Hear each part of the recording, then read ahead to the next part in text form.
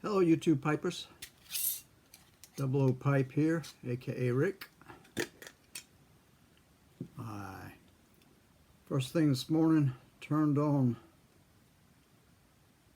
the TV, turned on the computer and watched Smarty Bob. See what he had to say this morning. And he had a 3 a.m. rant. And he said he was smoking early morning pipe. And I said to myself, I know I have some of that somewhere. It took me about 15 minutes to find it, but I did. And I figured I would give it a try. I know I tried it once, but I don't remember what it tasted like. And then I was going to use this pipe that I bought a while back. I don't know if you can see it or not. I don't even remember where I bought it now.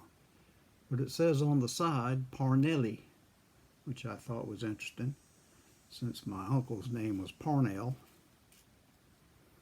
So I'm going to put this early morning. Well, some of it's wet and some of it isn't. I don't know what to make of that. There was a sticky wet patch there. Well, I put in a balsa wood filter and it filtered everything so much that it's not even drawing air through. Now it's stuck up in there. Okay, the draw's back. Sorry about that. Anyway, let me stuff this down there and put some more on the top and press it in with my thumb like I've seen some do. Like I've seen some done. See, that rhymes with thumb. That makes me a poet. And I shall return the unused portion, stick my tray over there. Once again, seal off. I must not have sealed that tight enough or not, because the top it was dry. And like I say, in the middle it was kind of wet. All right.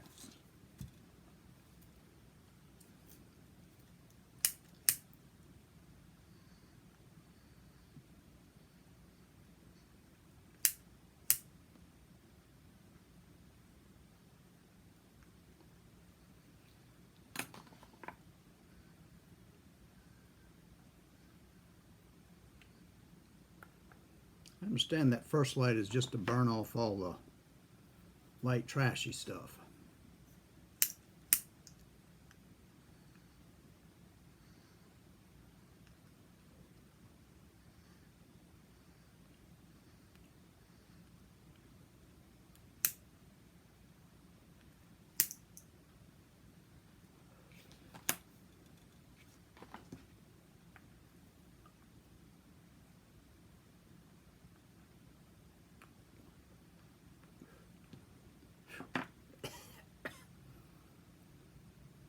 Not sure I'm crazy about early morning pipe. I kind of, right off the bat, burned my tongue.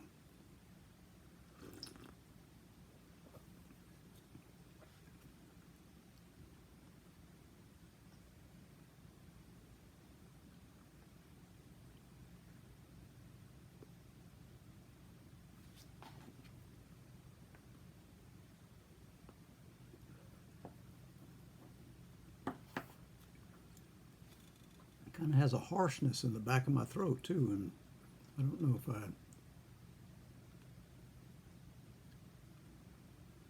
yeah, it kind of burns up that part of my nose right there.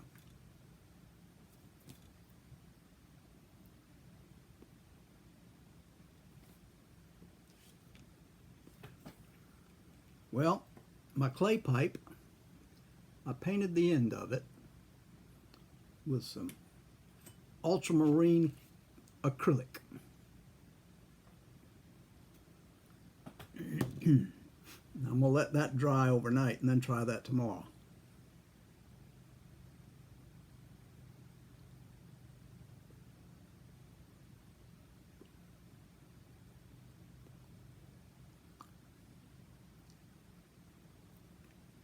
I don't know how to describe it. It's like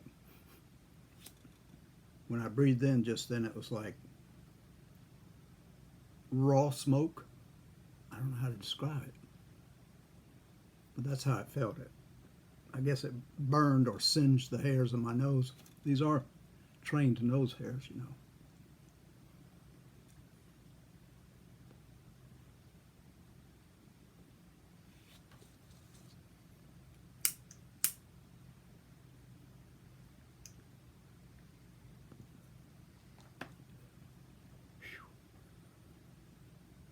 Uh,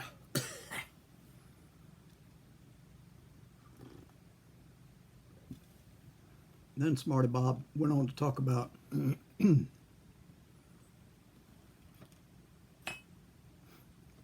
getting those loud mufflers on cars back in the day.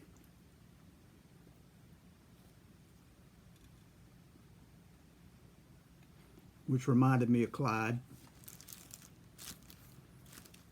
He had several 1956 Fords, and this one that I remember is a 1956 two-tone, red and black. It was one fine automobile.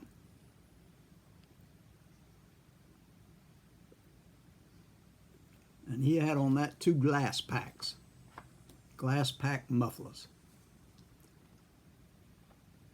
And you knew when he was cranking up, because that thing would go. And you could tell when he was going down the street, too.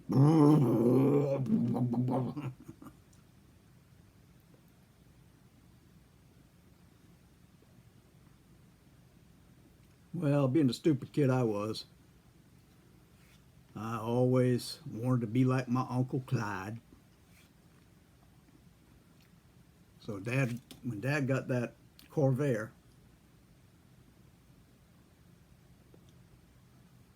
I was looking through an old car part catalog,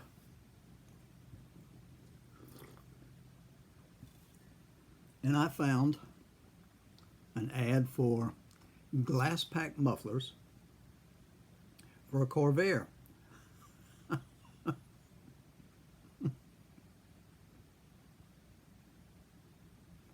So with some hesitance, I went to my dad and said, "Dad, if I buy these and have them put on, would that be all right with you?" And he said, "Let me have a look." And he looked at the catalog. And he said, "What you want these for?" I said, "I think it'll just sound throaty and good." And he just looked at me like I was nuts, which fathers do to their children, I think.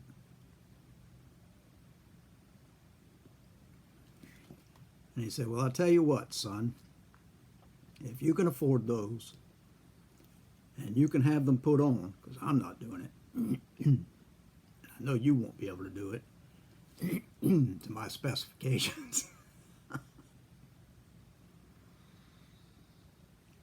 then yeah, you can put them on. But if you ever get stopped by a cop who tells you you need to get rid of those mufflers that you have on that car and get standard mufflers for a Corvair, then you have to do that."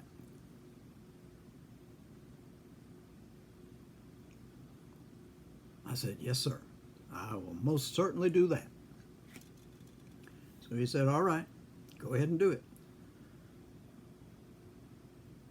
I was trying to think of the name of that catalog because it was a big name catalog back in those days. We all ordered parts from these kind of parts, you know, glasspak mufflers and all those other necessities to make a car different from the average car, which always in the end made it the same. But we always thought we were unique.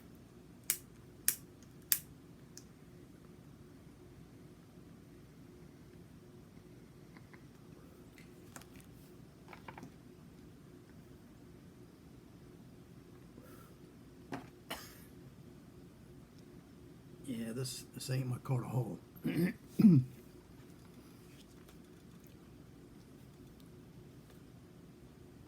So I had saved up some money.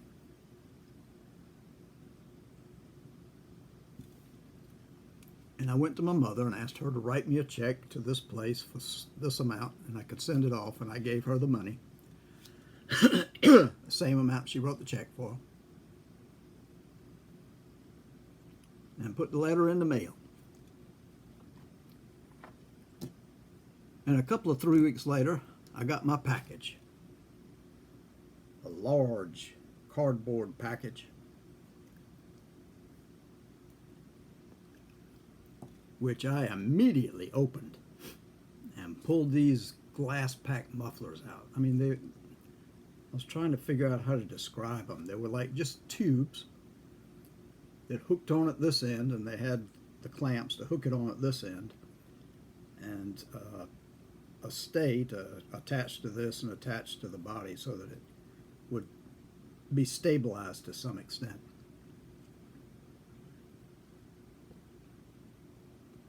And through the center of that muffler was pure fiberglass packing.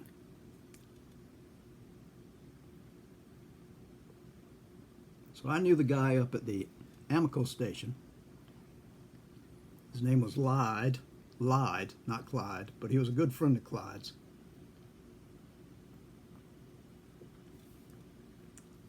About Clyde's age.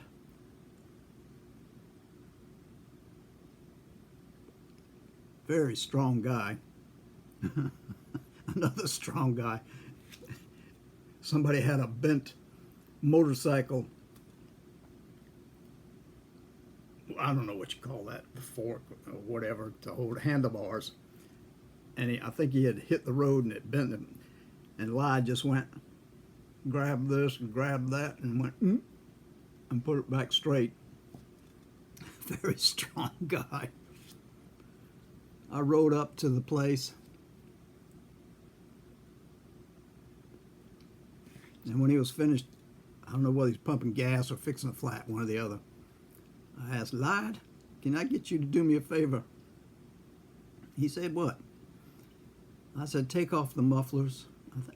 It seems to me like there were two, because I just have in the back of my mind there were two glass packs.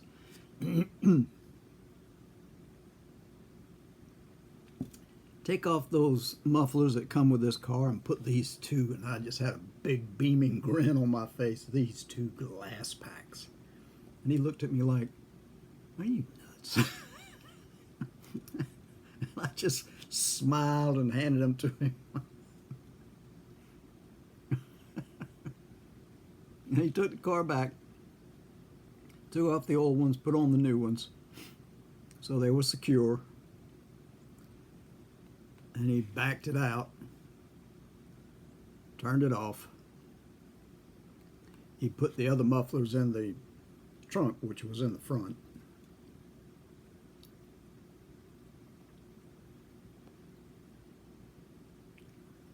I said, how much? And he told me how much, and I paid him.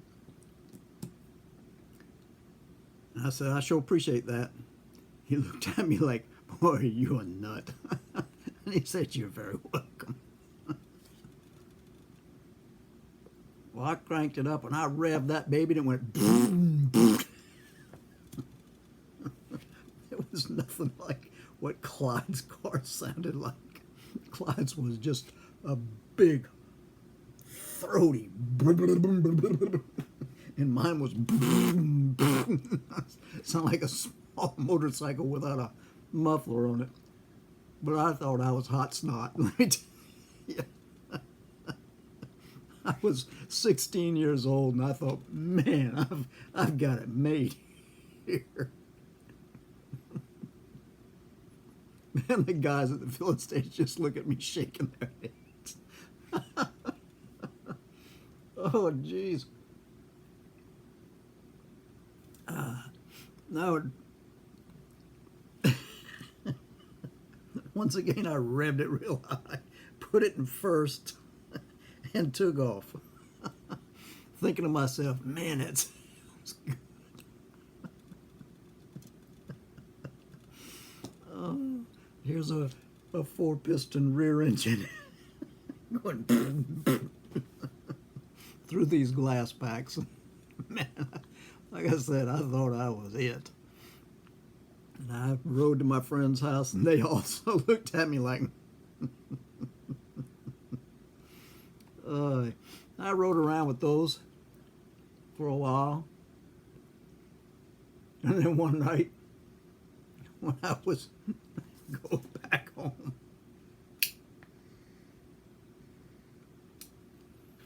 because I would do this whenever I'd pass somebody, I'd rev it. I'd hit the clutch and just rev it so it went.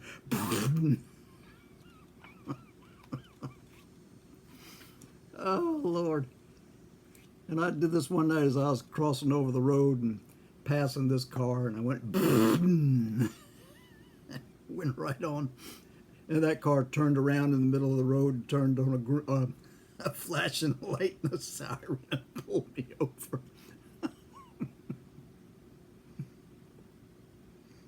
Oh, jeepers.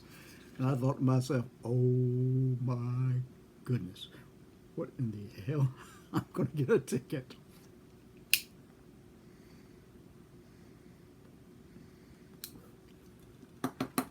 And he said, he came up to the window and he said, driver's license and registration, please. Handed it to him. He said, this your mama's car? I said, yes, sir. He said, she let you do to that? Put those mufflers on? I said, yes, sir. He said, son, you need to take those mufflers off.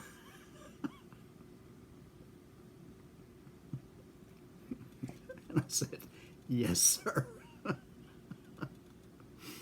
Oh, I drove all the way home, and I walked up to Dad, and I said, Dad? He said, what's up, son? I said, I got stopped by a policeman. He said, what in the world did you do? I said, I put those glass packs on the Corvair. He looked at me and kind of had this half grin on his face. And he said, and what did he say to you, son? He told me I need to take them off and put the standard mufflers on, because that was a hazard.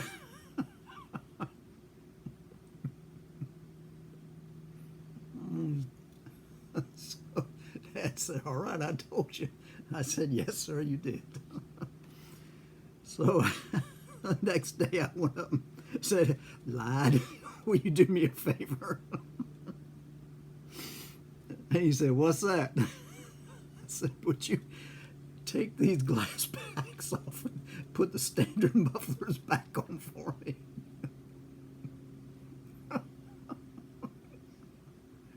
He looked at me and laughed. He said, what happened?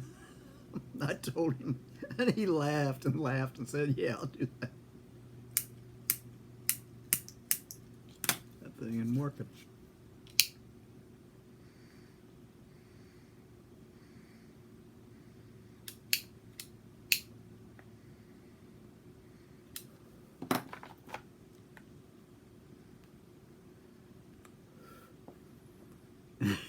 Drove it up into the bay and put it up on the hydraulics and took off those glass packs and put on the standard mufflers. And he said, what you going to do with these? I said, you can have them.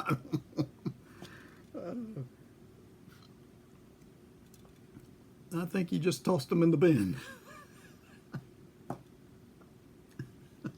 And once again, I had a nice quiet Corvair driving around. I didn't feel so hot. That was my experience. Oh, jeez.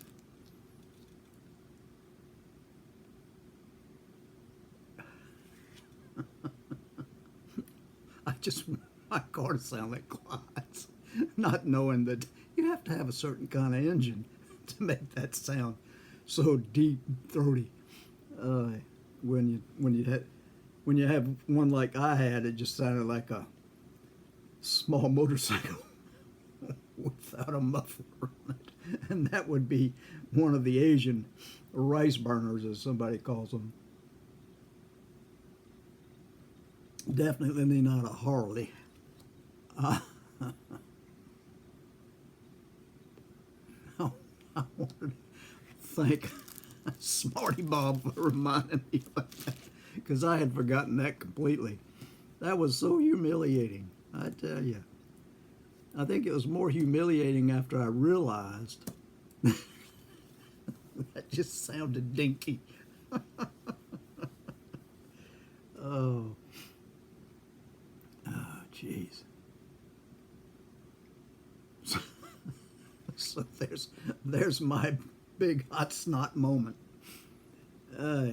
Tomorrow I'm going to try this and see if that works, that acrylic, but I'm not going to stick that on in my mouth right now because I don't want to have blue lips.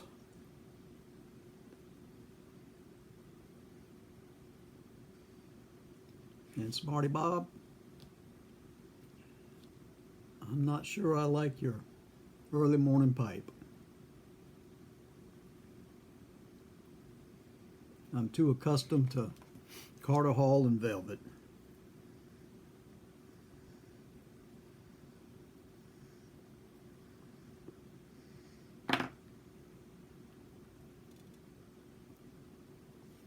I do like this pipe though.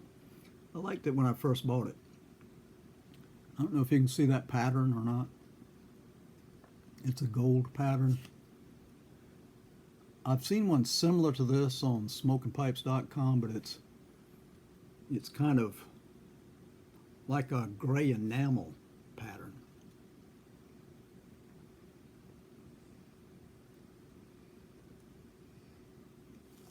And like I say, I'm not quite sure where I got this, but I thought it was right sharp, and then I put it away after getting all these others and just haven't thought about it for a while.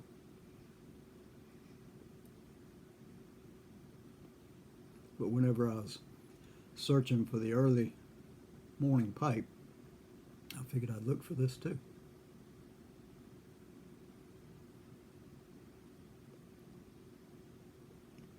And that balsam filter did not fit in there very well. It just plugged it up completely. I tried the other 6 millimeters that I have here, and they just wouldn't fit. It was too. The 6 millimeter that it's supposed to be just ain't 6 millimeter, I guess.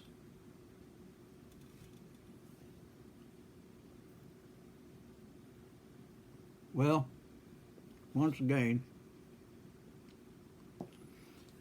I've gone way beyond what I meant to, but I was just cracking myself up with that memory because it was what a stupid 16-year-old teenage thing to do. Oh. I guess we do a lot of stupid things when we're young. I know my dad had a good laugh, and I think Clyde had a good laugh. And I think he probably talked to Clyde about it, and Clyde had a good laugh. Because Clyde just looked at me funny whenever I revved that in front of him. And then he went over and cranked his up and just really blasted me to let me know how silly I was. I sure wish I could think of the name of that catalog, because on that catalog, I remember this distinctly.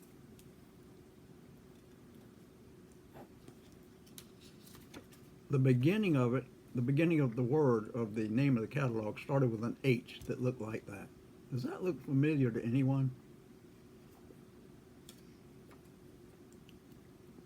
I just can't find stuff on the internet. I don't think that internet's worth a toot, to be honest with you, because anytime I look for something, I can't find it. Well, enough of my fussing. I've been on this long enough. Y'all take care of yourselves. I hope your Saturday isn't quite as warm as this one over here, because Hunter and I went outside a few minutes ago, and he was ready to get right back in, which I don't blame him, because it was hot and humid. But anyway, it's a pretty day other than that. Y'all take care of yourselves. I'll say God bless and goodbye until the next time. Take care of yourselves. Bye-bye.